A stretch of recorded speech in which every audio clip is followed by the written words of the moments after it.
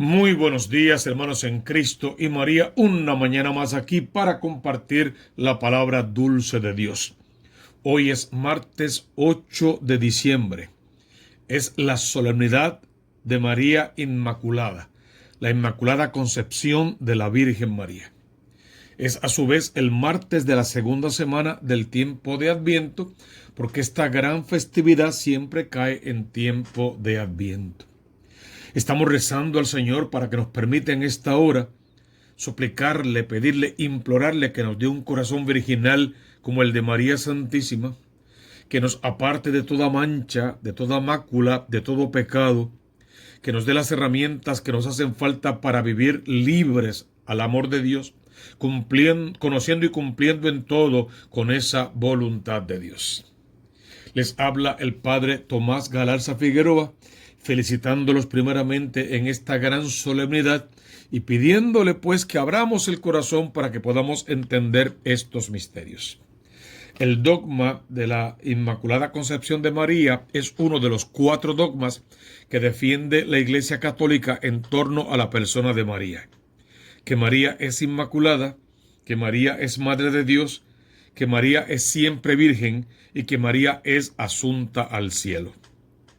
Bueno, para empezar tenemos que advertir que lo que declara el dogma es lo siguiente. Por una gracia singular de Dios, María fue preservada de todo pecado desde su concepción. Resumiendo, eso es lo que declara el dogma. Y digo declara porque eso lo hizo el Papa Pío IX el 8 de diciembre en el 1854. Pero antes de que él lo declarara de esa manera en la encíclica Ineffabilis Deus, ya definitivamente la Iglesia lo creía, la Iglesia lo confesaba. Es una doctrina desde los apóstoles hasta nuestros días. Él lo declaró como dogma, pero desde siempre se creyó, se esperó, se confió, se estudió hasta que llegó a su declaración y a la aceptación de la Iglesia universal. Primero, cuando hablamos de la Inmaculada Concepción de María, no estamos hablando del día en que Jesús fue concebido, engendrado, no creado, en el vientre de la Virgen Madre. No es así. Estamos hablando del día en que María Santísima fue concebida en el vientre de Ana, a quien la tradición de la Iglesia dice que era el nombre de su mamá, Ana y Joaquín. Hablamos del día en que María fue colocada en el vientre de Ana. Luego quedó preservada de toda mancha de pecado original, porque María es la llena de gracia. Deberíamos apuntar desde un principio que bíblicamente no vamos a encontrar ninguna cita que diga el dogma así como lo estamos expresando. Tenemos que partir de unas premisas, tenemos que buscarlo y rebuscarlo en algunos textos, pero no hay un texto literalmente que lo diga. Tampoco lo tiene que decir. Muchas otras verdades de la Iglesia no están contenidas en la Biblia y no tienen que estarlo, porque la Biblia misma dice de ella misma que muchas otras cosas hizo y dijo Jesús que no están contenidas en la Biblia y que si se fuesen a escribir, el mundo entero no bastaría para tener o contener todos los libros. Y de esa manera nos llega el dogma, lo interpretamos, lo entendemos, lo aceptamos, lo confesamos y se lo enseñamos a nuestros hijos. Hoy la primera lectura fue tomada del libro del Génesis en el capítulo 3, versos 9 al 15 y versos 20. Y leemos al final de esta lectura un texto que nos ayuda en el entendimiento de este dogma. Por haber hecho esto, le dijo Dios a la serpiente, maldita tú, entre todo el ganado y todas las fieras del campo. Te arrastrarás sobre el vientre y comerás polvo toda tu vida. Pongo hostilidad entre ti y la mujer, entre tu descendencia y su descendencia. Esta te aplastará la cabeza cuando tú le hieras el talón. Adán llamó a su mujer Eva por ser la madre de todos los que viven. Leemos Génesis 3:15 y lo conocemos como el protoevangelio. Y es la enemistad que existe, que Dios puso entre la serpiente y la mujer, y la mujer aplastando definitivamente la cabeza de la serpiente. Por siempre hemos visto en esa serpiente al demonio, al pecado. Por siempre hemos visto en esa mujer a María, si quieres a Eva en el Antiguo Testamento, pero María como la nueva Eva, la que definitivamente aplastará la cabeza de la serpiente. Para que eso sea así, hay que ir a Lucas 1:28 y entender a María como la llena de gracia. Porque solo alguien que esté lleno de gracia desde el momento de su concepción podría pisar la cabeza del demonio de esa manera y vencerle en todas las dimensiones. Y Lucas 1:28 afirma categóricamente que María es la llena de gracia, dicho por el ángel que es enviado de Dios, ratificado también por Isabel y por la iglesia misma. Buscamos también en Apocalipsis 12:1 la mujer concebida como una que está vestida de sol, y en esa imagen también hemos visto siempre la persona de la Virgen María. De hecho, representa la santidad de la iglesia que se realiza en la persona de la Virgen María en virtud de una gran gracia singular que María recibe del Padre, la de ser madre del Mesías prometido, madre del Emanuel, madre del Dios con nosotros, madre de Jesús, Dios y hombre verdadero. Desde ese punto de vista, en Apocalipsis, María se presenta como ese sol resplandeciente que viene a traernos al sol naciente que brilla de lo alto y que nacerá para salvación, redención de toda la humanidad. Se entiende también de los textos que María es la nueva Eva, y me gusta verlo de esta manera. Eva arrancó del árbol de la vida, arrancó el pecado y convirtió la gracia en pecado por su desobediencia, por vivir de espaldas a Dios o como si Dios no existiera, por no acatar la voluntad divina y querer convertirse ella misma en un pequeño Dios.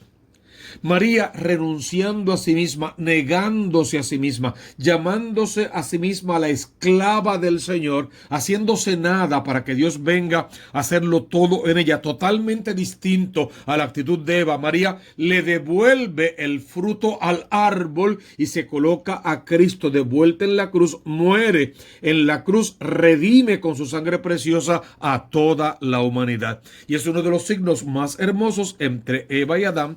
Eva, que nos trajo el pecado y la muerte; María, con su concepción virginal y con la concepción del Mesías en su vientre virginal, nos trae entonces la redención y la salvación. Algunos apuntes que tenemos que hacer es que la redención es universal. Por lo tanto, si uno dijera María no tuvo pecado, habría que concluir María no tenía que ser redimida. Y eso excluiría entonces a María de la redención y anularía la verdad universal de que la redención sí es universal. La pregunta es, ¿María fue redimida sí o no del pecado? Porque se presenta otra objeción muy grande. Solo Dios no tiene pecado. Si confesamos que María no tiene pecado, habría que concluir que María es Dios. Espérate. La Iglesia Católica y los católicos prácticos estamos bien conscientes, bien seguros, convencidos de que María no es Dios, que no ocupa el lugar de Dios. Pero también confesamos que María fue concebida sin pecado original, sin mancha alguna. ¿Cómo es eso? ¿Fue preservada o no fue preservada del pecado? Claro que fue preservada del pecado.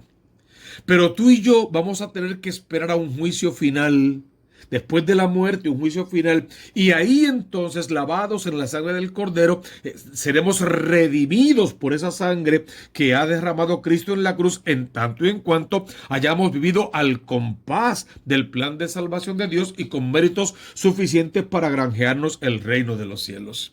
María también podemos decir en una forma de hablar que no fue redimida literalmente en esa palabra redención, sino que fue preservada, que es una gracia mucho mayor, con mucho más poder, con mucho más potencia.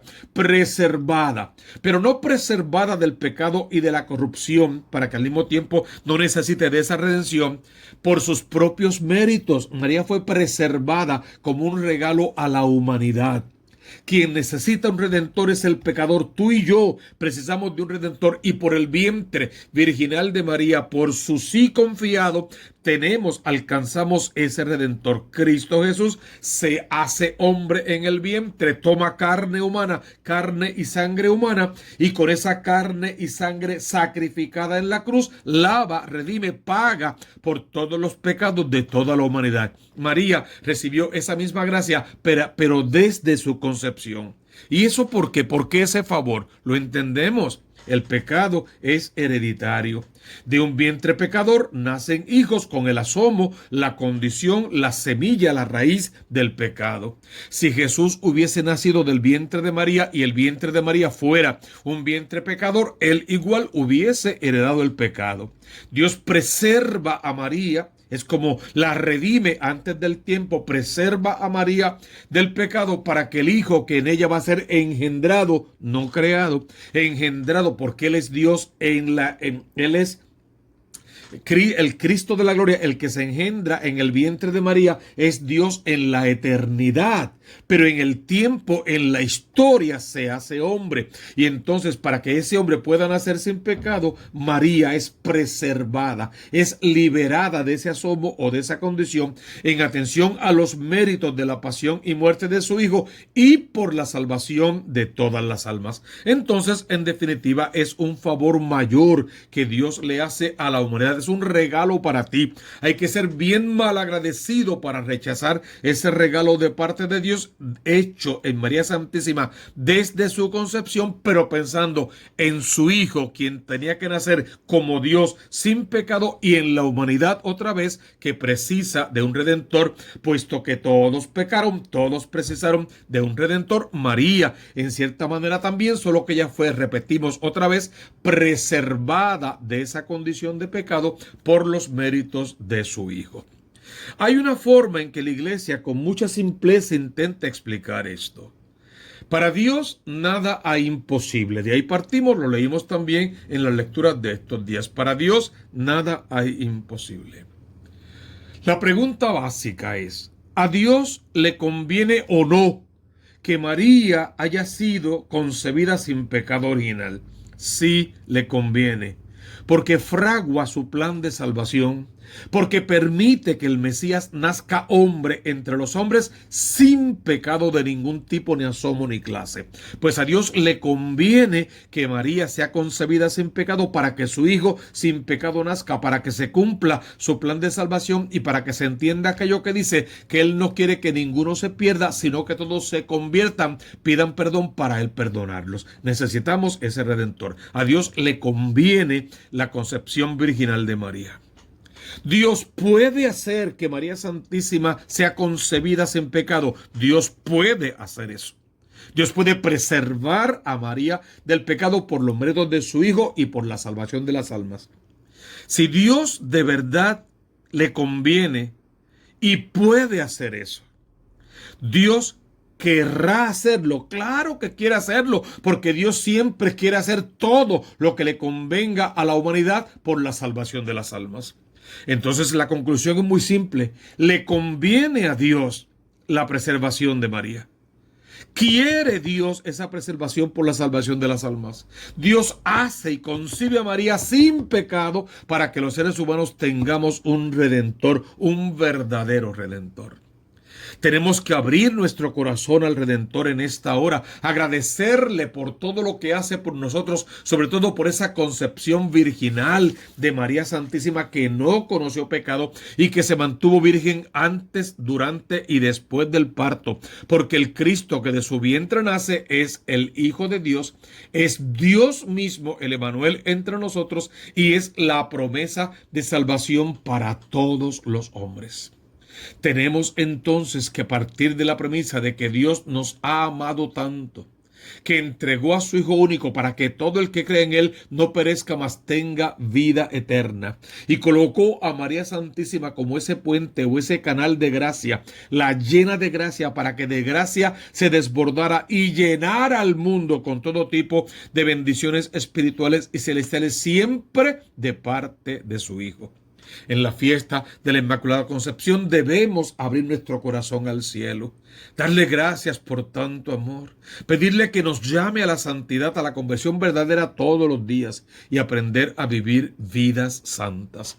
Que el Dios bueno toque nuestro corazón en esta hora y nos bendiga con poder y podamos cumplir en todo con lo que Dios pide a través de su palabra y la tradición de la iglesia.